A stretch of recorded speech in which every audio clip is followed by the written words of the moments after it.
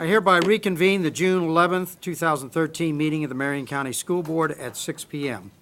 Good evening. For the courtesy of those listening to the meeting, I'm requesting everyone in the audience, please turn off your cell phones or put them on vibrate. Board members, I'd like to bring up Dr. Anna DeWeese. She's our Director of K-12 Academic Services, and she's going to handle our inspiration and pledge this evening. Dr. DeWeese. Good afternoon, members of the board, Mr. Superintendent. This afternoon, I just want to inspire you without really saying a word. I'm going to turn it over to John Morris, who is a current third grade student at Fezzidan Elementary. He's going to pray for us, and he's also going to sing the national anthem a cappella. John?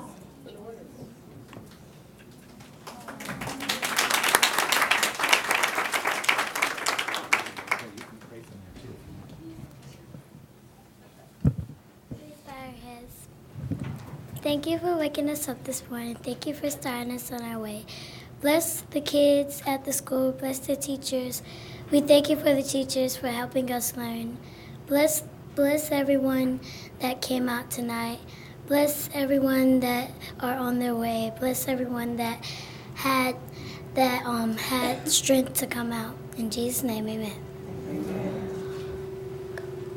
Oh, say, can you see by the daughterly lights what so proudly we hailed at the twilight's last gleaming, whose bright stripes and bright stars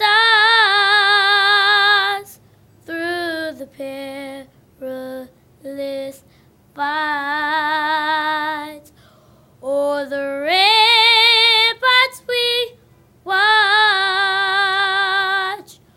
were so gallantly streaming, and the rockets red glare,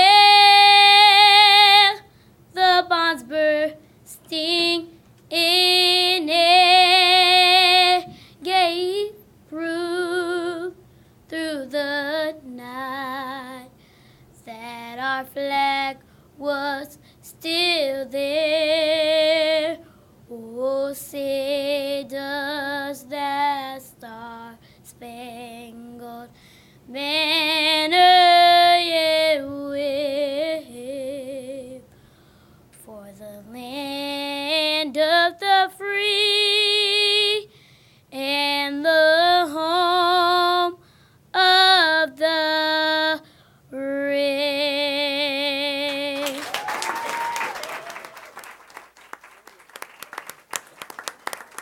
Shall I do the pledge?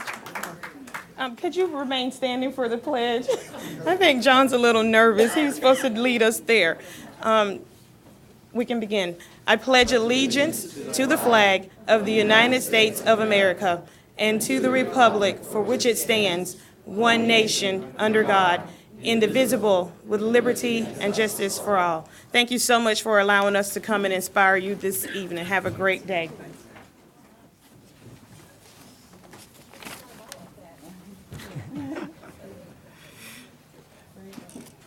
Mr. Superintendent. Mr. Chairman, I recommend approval of the agenda for the June 11, 2013 school board meeting with the materials in the board packet, those materials distributed to board members at the meeting, the audio recording, and the DVD included as part of the official record of the meeting. May I have a motion on the superintendent's recommendation? So moved. Motion by Mr. James, second by Ms. Boynton. All those in favor, please say aye. Aye. All opposed? And I do believe that passes 5-0.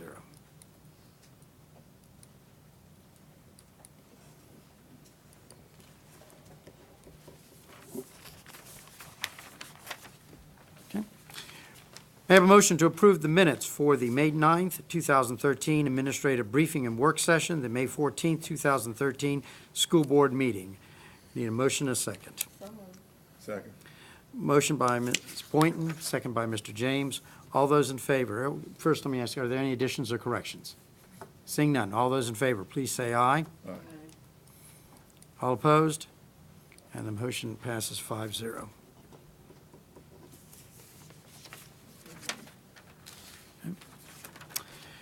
May I have a motion to approve the consent agenda as submitted?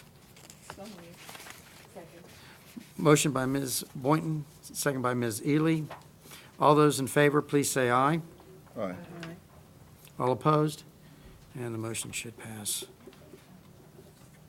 5-0.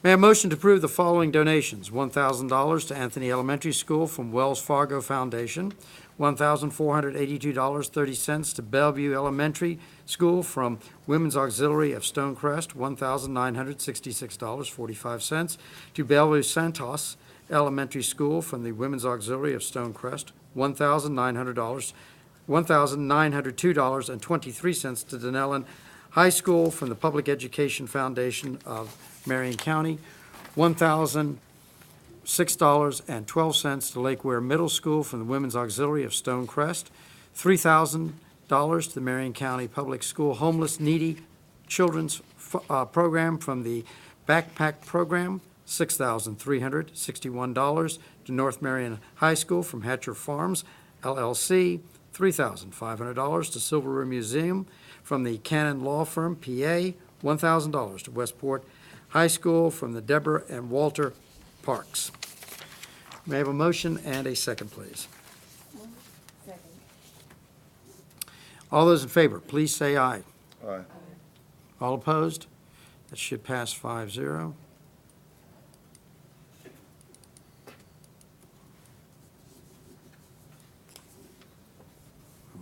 There it does, it does. Ms. Ely, may I ask you to thank the community tonight? Certainly. I was just totaling that up. It's $21,000, and a little over $21,000. That's a lot of money that our community is giving back to our schools. And in spite of the financial strains that we're in right now, we appreciate your support so much and know that you're helping these individual schools. And keep that money coming and keep supporting us because we need your help. Thank you. And I think we need to make a special note on the amount of money that came from the Women's Auxiliary at Stonecrest. There were several schools that Right. so we, special You supported thanks go out several schools. Yeah, thank you. out to them. All right, board members, some quick reminders. The next administrative briefing and work session is scheduled for Thursday, June 20th, 2013 at 9 a.m. Purpose of the work session is to receive an energy management update, legacy elementary access alternatives, revised school level and district level staffing plan, and the Healthcare Reform Act 2014 health plan renewal. All right.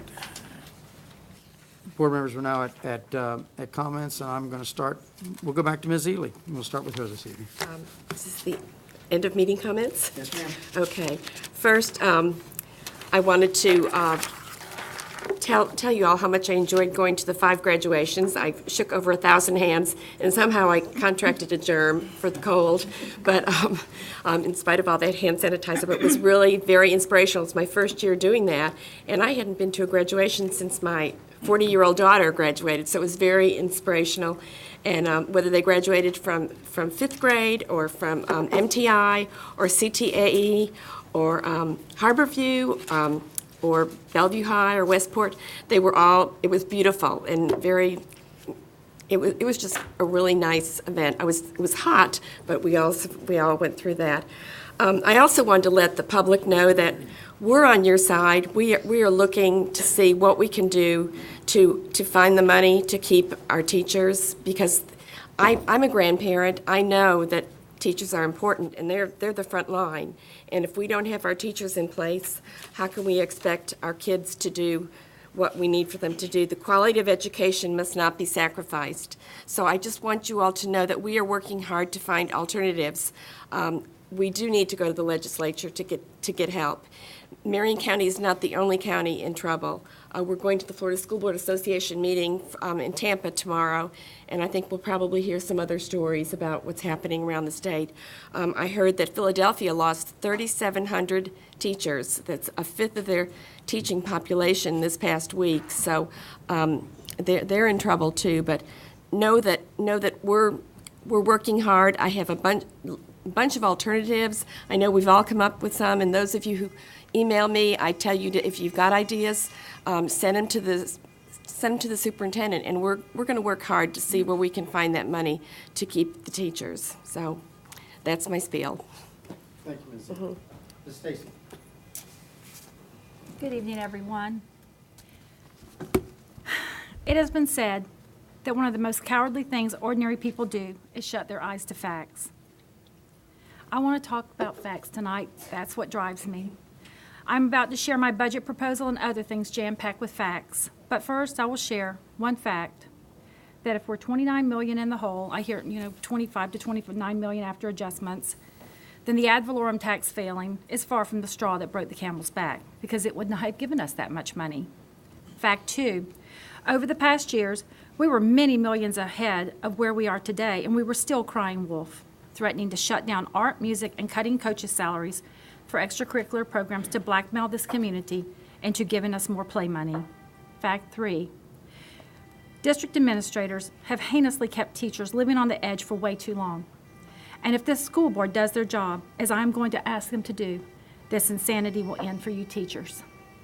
Fact four, any education business whose business plan is to cut the meat potato educators first proves to all watching this fiasco that business expertise matters when you are managing this kind of money.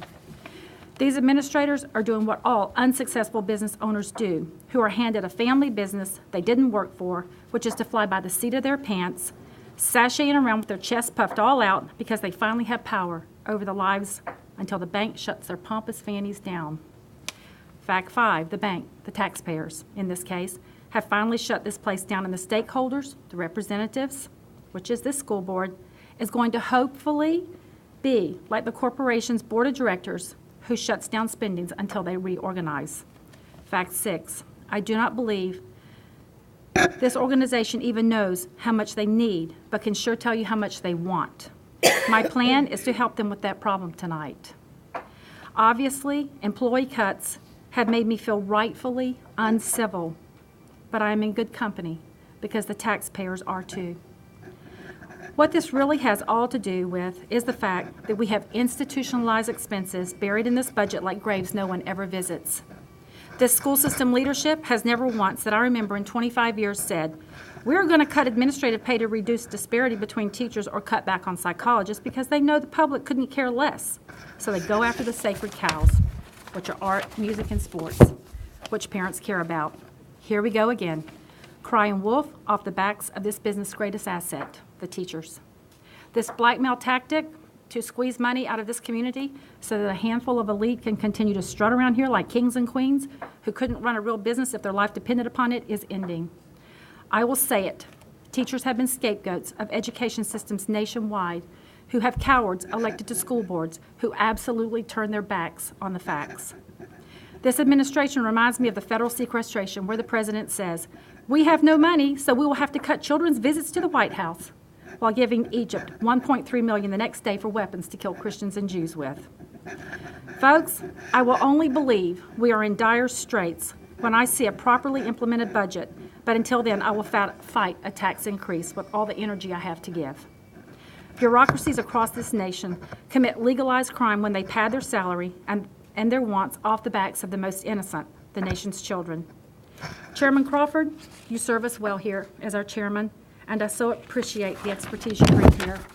Your leadership skills have helped my transition onto this board tremendously, and I thank you. You have been very clear that as our facilitator of these meetings, you simply want your fellow board members to bring you a plan. You ask for our ideas in the form of a plan, and I bring that tonight to you, sir. Mr. Crawford, I have known you well for over 2 decades, and I have never remembered a time you did not tell me the truth as you knew it. And you told this board that you wanted this year's budget process to be very different than the process of the past, and I saw consensus from the other board members. So I hope, Mr. Crawford, you meant really different. as you stated, because my proposal I will share is certainly that. It is a budget process known to all businesses, but has become foreign to most government agencies and, in fact, the American presidential leadership since 1994. I simply request that we start spending tax dollars based upon prioritized needs versus wants. President Reagan shared with us this fact, that no government ever voluntarily reduces itself in size because a government bureau is the nearest thing to eternal life we will ever see on this earth. I bring my ideas to you tonight based upon my 30 years experience in the business world prior to my retirement 5 years ago. I do have ideas that are very, very different from those of professional educators, which is why I believe our very diverse school board is an asset to this county. You all bring much to the table. As an employer in the private sector for 30 years, I learned 30 years ago that money is not everything to employees, and in fact has very little to do with how productive they are. What drives productivity more than salary is a motivated workforce with great morale. A workforce who gets great satisfaction out of what they do each day and thus is rewarded by their employer with a clear understanding that they are appreciated. The end result is a bonus to the employer of 100% return back to them from their employees.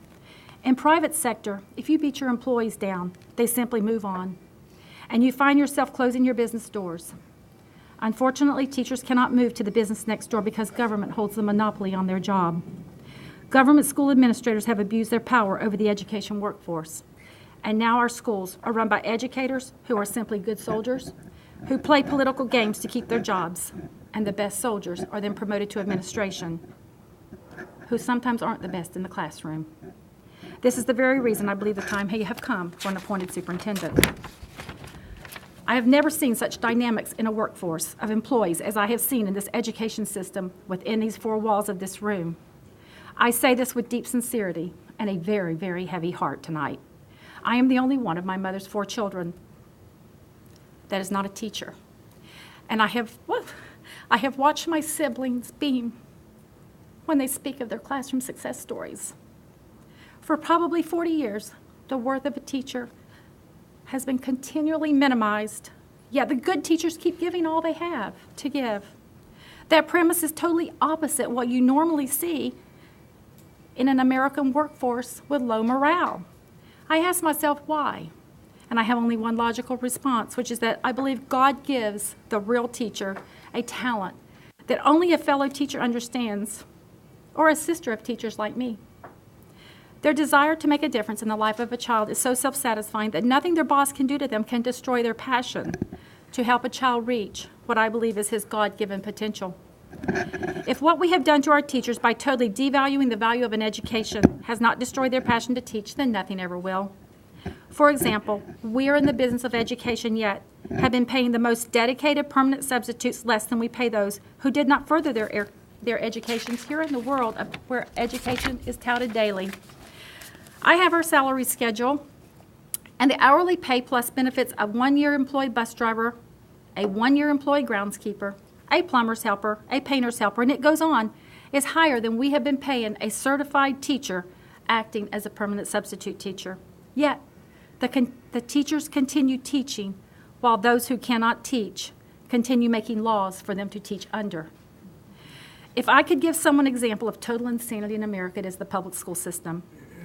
Unfortunately for teachers, we have done this to them so long that it seems that we as administrators have become totally desensitized here at this dais to this incivility and abuse toward the only profession where every single teacher affects what America will be 100 years from tonight. My budget plan is currently called Nancy Stacy's Zero-Based Budgeting Plan Plus One. I pray this becomes the Stacy Crawford, Ely, James, and Boynton Zero-Based Budgeting Plus One plan. That means we take this organization that has totally become institutionalized to the point where we have totally lost focus of what our priorities are in spending, and we should reopen the accounting books under a budget driven by needs and priorities, not wants. For example, I sat in this room for 3 hours Thursday morning at our workshop. I heard how we choose administrators. I heard who does and does not get impact fees. We also discussed over whether we would name schools after adults who have passed on, or we would name them after alive adults. Not once did I hear any dialogue about the focus of why we are here except from a teacher, a rookie teacher of the year at Howard Middle, who pled to us literally through his tears to please understand that we have students depending upon us five sitting up here. When I speak of institutional expenditures, I mean things within our budget that no one remembers why that number of employees is required. Like, for example, over in facilities, we had a comment very recently, and the director over in facilities was very honest. When I asked him, why do we have, I don't even remember what it was, this number of plumbers and this many helpers, because I'm a contractor, it didn't make sense. He said, I honestly don't know why it's there, but we've always had that number. Since then, one of them resigned and they did not replace them. As an example of my own institutionalized type expenditure is my Dunkin' Donuts coffee twice a day. It costs me over $100 a month. Now, if I fell upon hard times, I would start at zero-based budgeting like I'm asking the school system to do.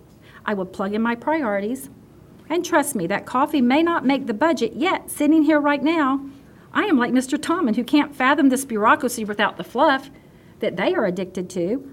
I am likewise addicted to that coffee and cannot fathom losing that.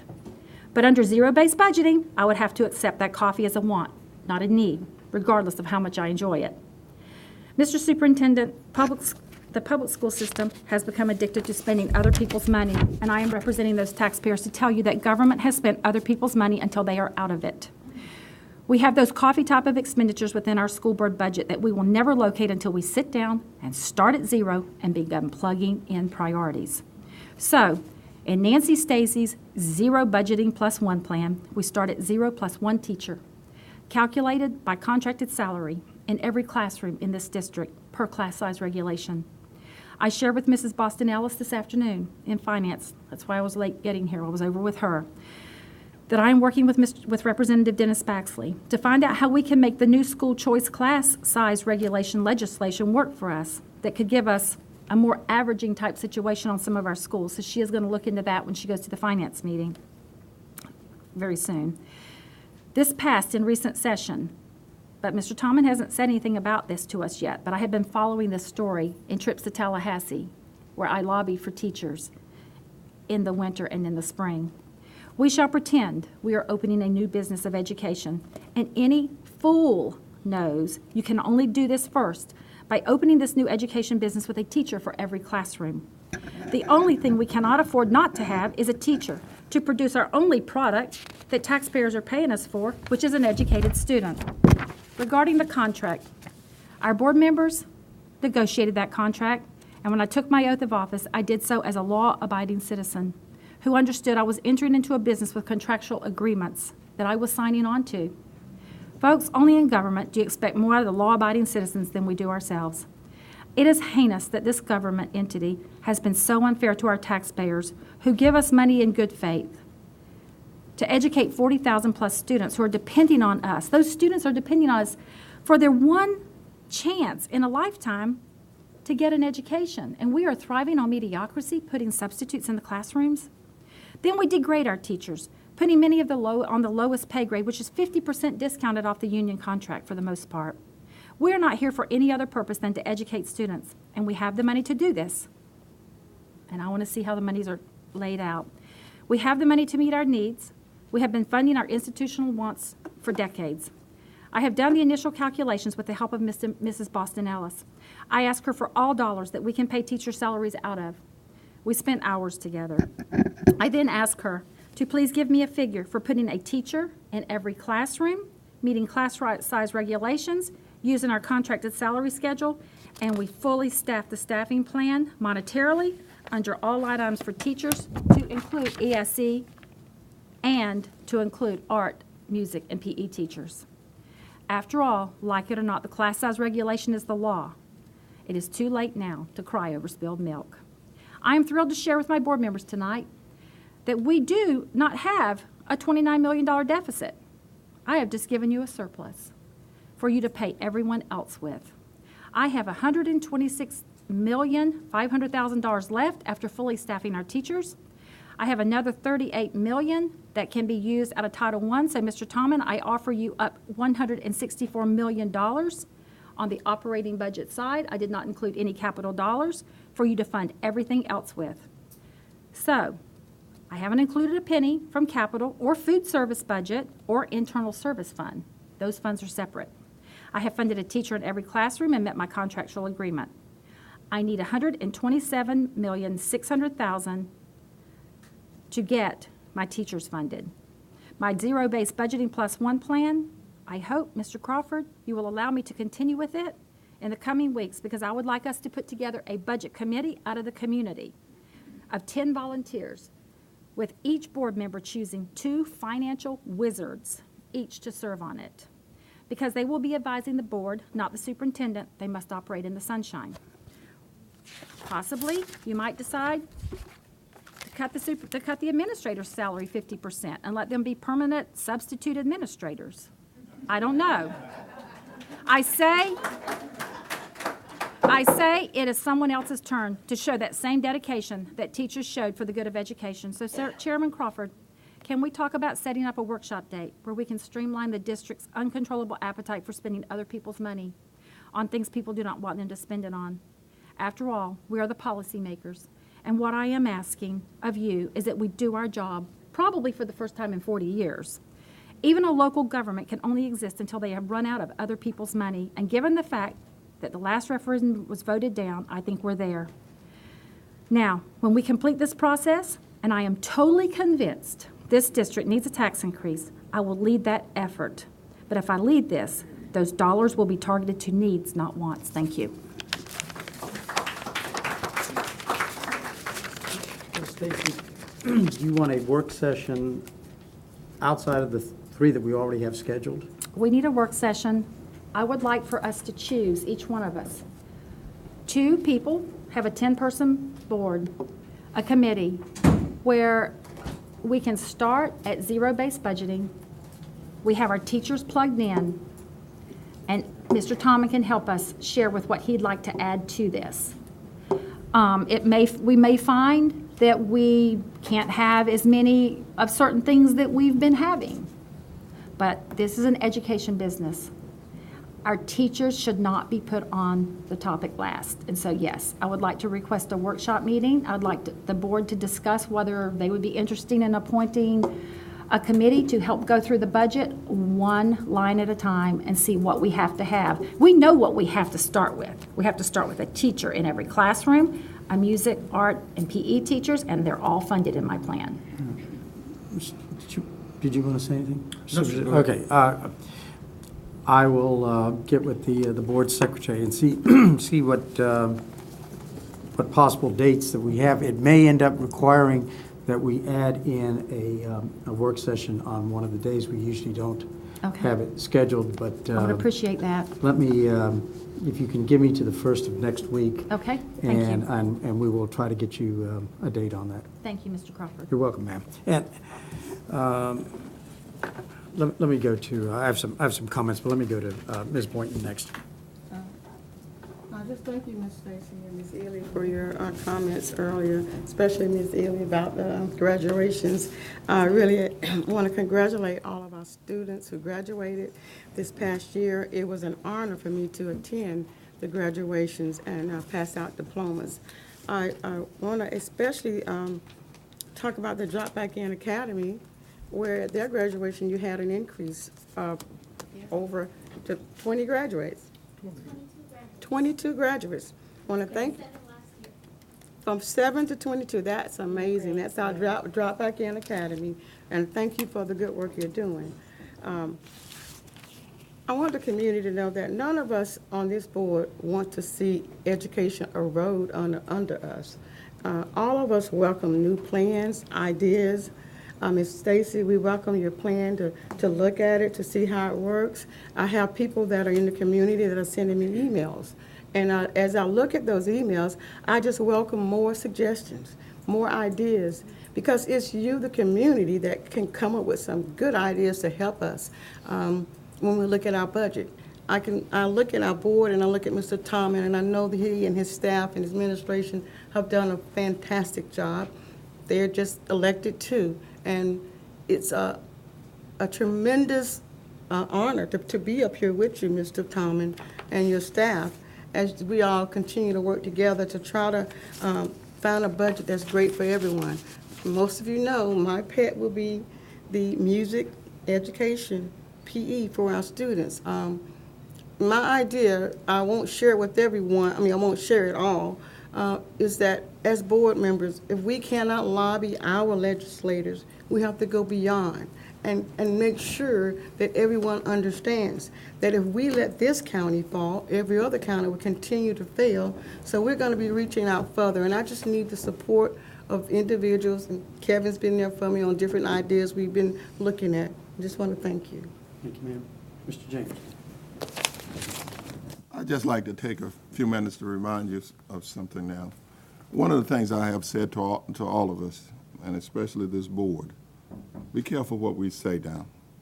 Putting out information that we have not fully vetted is like screaming fire sometime.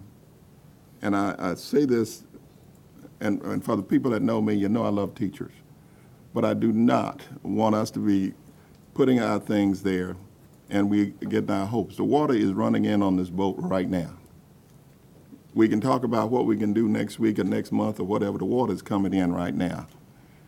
And what I'm looking for is for us to look at ways in where we can save teachers now. And I would like for us to let our staff provide a plan for saving key personnel in the school system at this particular point, because I know we have people out there that are very crucial to our school system at this particular point that we need next year, and we need to really say something to these people at this particular point so they don't walk out and leave us here. We need to do something immediately. We need to talk with people that we know that are essential to us maintaining the quality of our educational program. And when I think in terms of what we are looking at, I know that the school system have ways of rectifying itself to an extent that we can save our people, save some of our people. And we need, at this point, need to find out what crucial people that we need. Because I will tell you right now, if we go to Tallahassee and do all that stuff, it's not going to save us or do something for us at this particular moment where we're getting people out there that's looking for jobs. When I think in terms of that, I would like for us, and I know, hope the superintendent will look at the number of people that's resigning, the number of people that's transferring out, the number of people that, for whatever reason, are vacating positions, and let's look at some of these crucial people at these schools at this particular moment that we can bring back or get them back in the playing field. When I think in terms of everybody saying, boy, we don't need any subs, we don't need any subs, guys, when I think in terms of what we're talking about, it's going to be hard for us to do something for everybody on here. Whether we like it or not, somebody will lose a job. But by the same token, we have to save as many people as we possibly can and look at things that we can do. Some of the things that I had in mind that we need to discuss at an earlier workshop is, again, we can look at reducing salary. We can look at several things that I know that are on the board for us to think about. You know, 12-month people on 12-month contracts. We can look at all of this. And I would like for us to get to this point that we're discussing these things for now. We can go and tear this thing up and we can look at it for next year, but I'm talking about, when I say next year, I'm talking about the school year that's coming up where we got people that we are trying to keep at this particular point. And let's look at what we can do now. I know you guys are saying, boy, that's some wonderful stuff that they're saying, but have all this stuff been vetted? Are we just sitting here blowing smoke at you, and after a while we're going to come back and we lose all our teachers? Are we at this point where we sit here and say, let's look at, and Mr. Crawford, I am for a work session, and the thing I'm looking for is how can we plug in some of these holes and then come back with a long plan, just like Ms. Noonan has said for a long time. We need to look at what we need to do for the long haul. But I'm going to tell you, we need to look at what we need to do right now, because I got a couple of teachers out here I'd love to keep in this county. And if we look at these long-range plans, that's what they are. We're talking about going to Tallahassee. You might as well try to walk to Tallahassee, because that's how big a trip that is, walking. We need to do something at this particular point. My suggestion is we look at what we have with the people that's leaving the system. We look at the retirees. look at some people that we can shift from administrative position, look at how we can reduce the 12-month contract, look at the new principles that we have, reduce them to 240 days or whatever. I'm talking about something we can do now. I'm not talking about all this wonderful stuff that we are hearing. I'm talking about what we can do to save some of our teachers now. And this is what I'm saying. And I will caution this board again. Let's don't put information out there that we have not vetted, because it makes us seem like, boy, we're doing all these wonderful things and we got all these wonderful ideas, but we haven't vetted this stuff. Because I'm just not hearing some of this stuff. And I know, Mr. Crawford, you may have heard it, but I haven't. And I just would like for us to, as a group, to be responsible for the information that we give to the public out there, because everybody want to do the right thing. And this is what I'm saying. Everybody want to do the right thing. But let's don't be yelling fire and we can do this and do this without having a serious plan about it. That's where I am, Mr. Crawford. Thank you, sir. Madam Attorney, anything? Madam Secretary? Mr. Superintendent? Thank you, Mr. Chairman, and certainly thank you to each individual board member for your comments in reference to our budget issues. And we have a process set up. Mr. Crawford's probably going to speak to that. We know we have some set work sessions, and we'd certainly love to meet with you anytime you'd like to do that. I think one of the fundamental things I'd like to remind everyone right now is that this administration is doing everything in its power to present a budget based on the revenue that we have, not the revenue plus any kind of savings or revenue what we might get in, plus what we might get in the future. So we need to stay within our spending procedures need to stay within the revenue that we are receiving. And that's what this budget proposal is all about, and the process has now begun. A couple of other things, Mr. Chairman. For everyone's benefit, summer school is certainly underway. You know, we have a minimal summer school. However, we do have a number of programs. Voluntary pre-kindergarten is going on, third grade summer camp for almost 500 third graders, middle school and high school credit and unit recovery, high school driver education, ESE extended school year for qualifying students, and 21st century learning grant continuation at 4 of our middle schools. I too attended some graduations and had a good time with a number of you at those events, and we congratulate all of our seniors and all the teachers and administrators who participated in those events. One final thing I'd like to share, we talked about a number of donations, but there was an incredible donation of time and energy that took place a couple of weeks ago. You know that we require our athletes to have physicals each and every year. Well, on June the 1st, our district provided over 450 student athletes with free physicals. 130 parents also attended that particular workshop and participated in free health screenings. This event was hosted at Community and Technical Adult Education. We had 27 local medical providers providing their services free to the entire system. Almost 100 Marion County Public employees and students of CTAE participated in that event. We had 13 local food vendors provide snacks for those participating, and we'd certainly like to thank all of those people who participated in that very, very good service for us. That's all I have, sir. Thank you, sir. Board members, I'm going to try to do some cleanup on this discussion. And first, let me start. Ms. Stacy, thank you very much for the very kind words. We're just trying to do our job.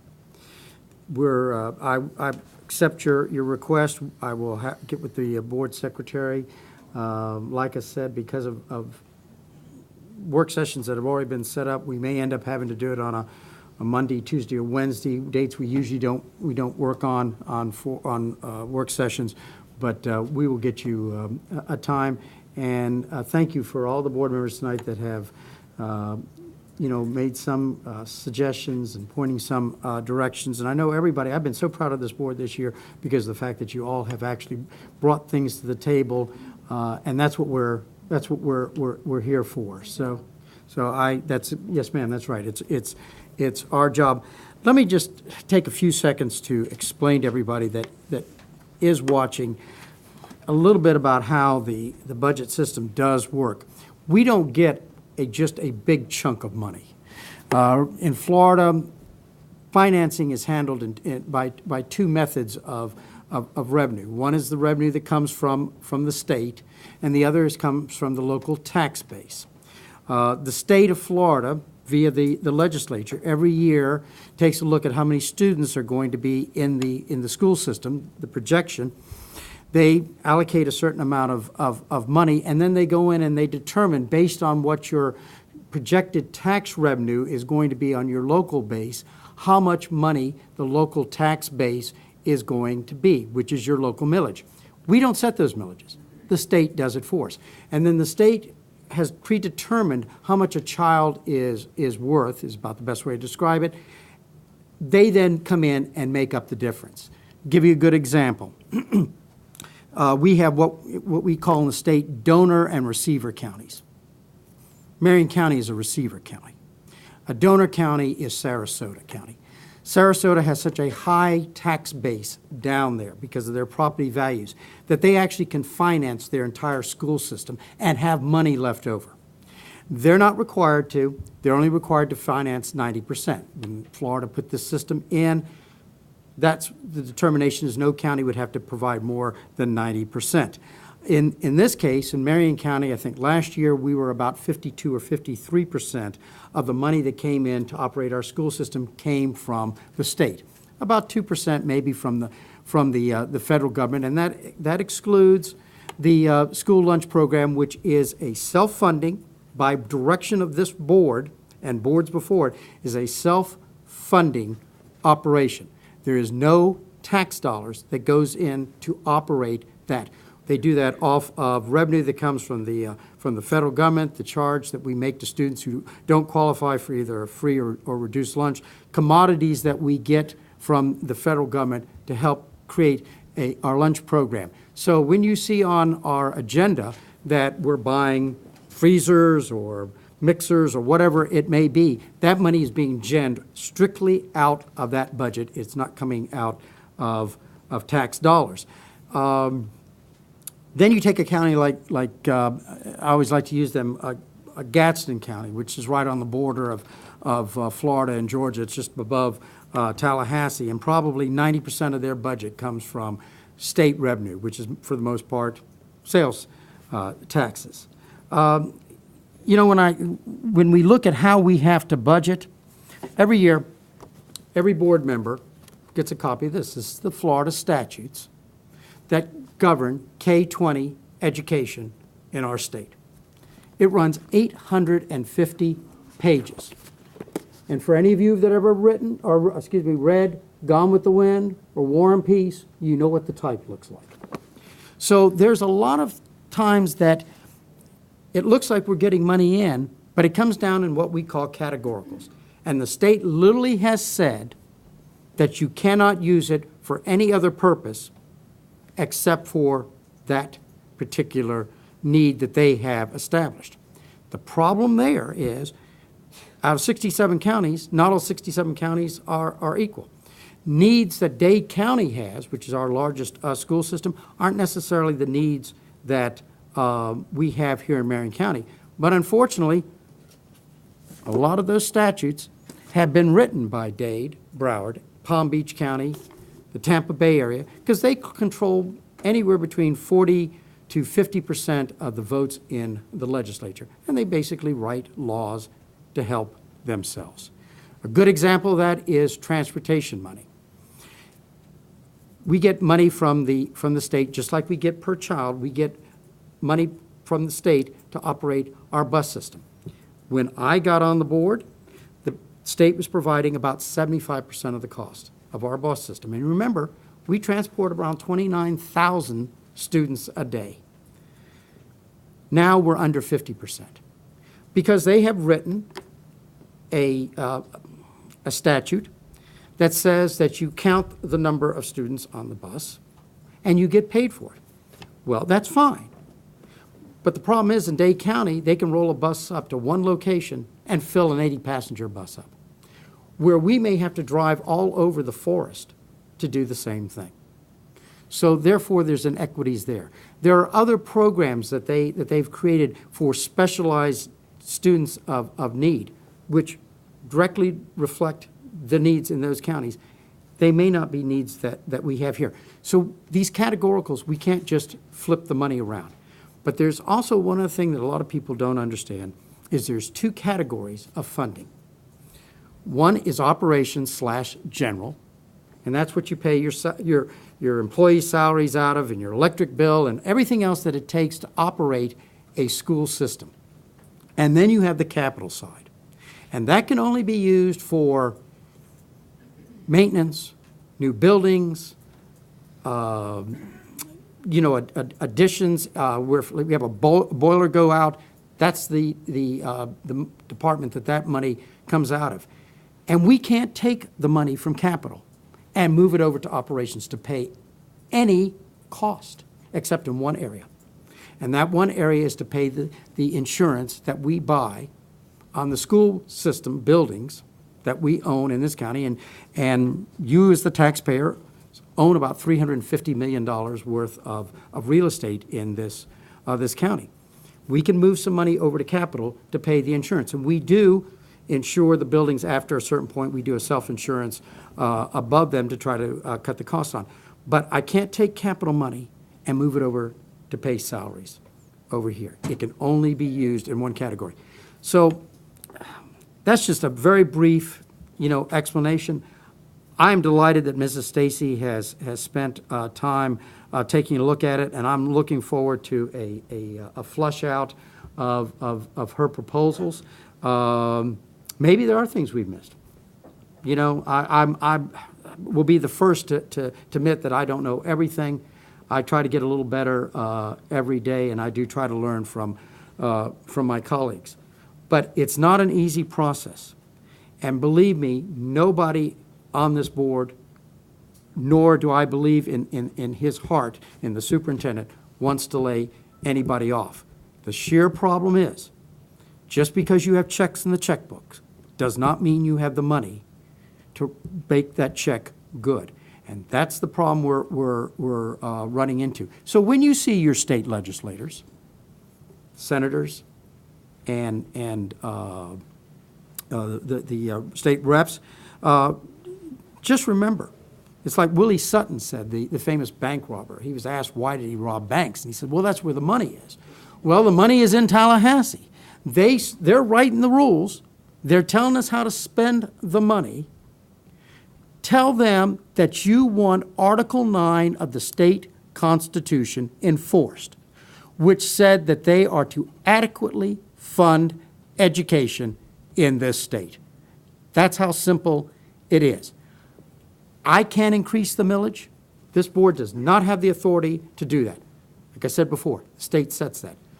The public has the right, if they so approve it in a ballot form, or the legislature can.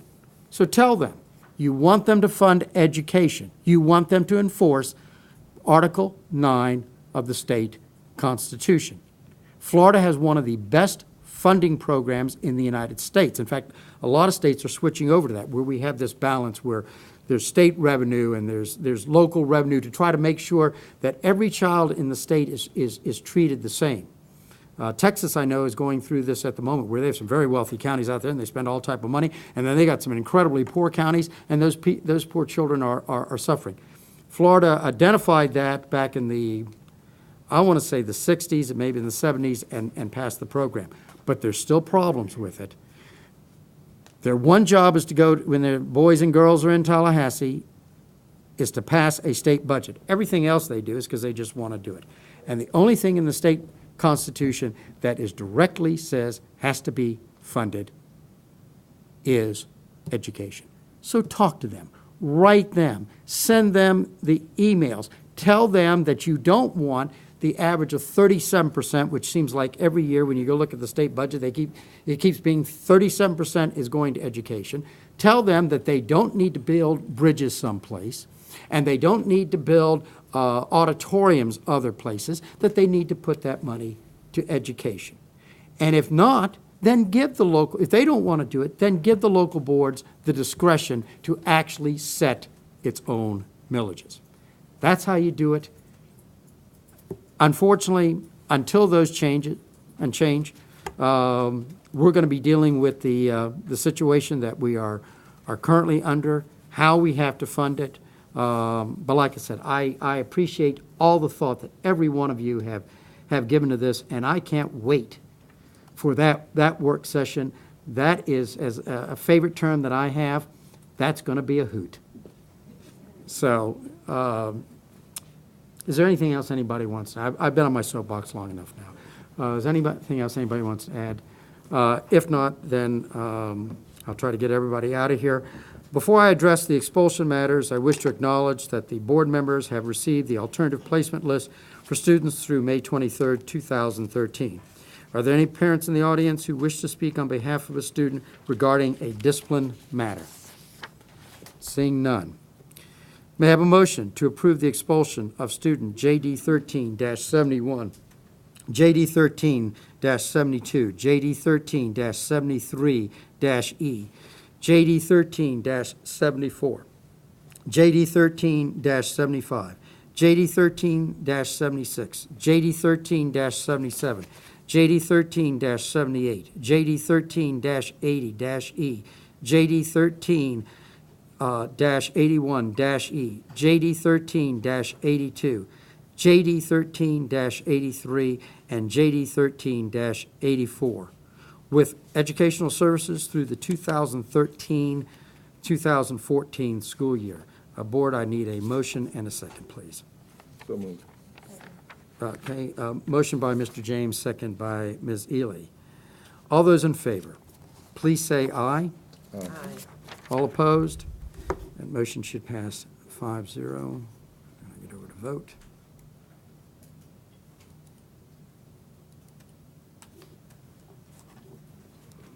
And it does. Board members, is there any further business that needs to come before us tonight? Seeing none, I need a motion to adjourn. So moved. Motion by Mr. James, second by Ms. Ely. All those in favor? Aye. All opposed? Motion passes 5-0. We stand adjourned at, what? 6:51. 6:51.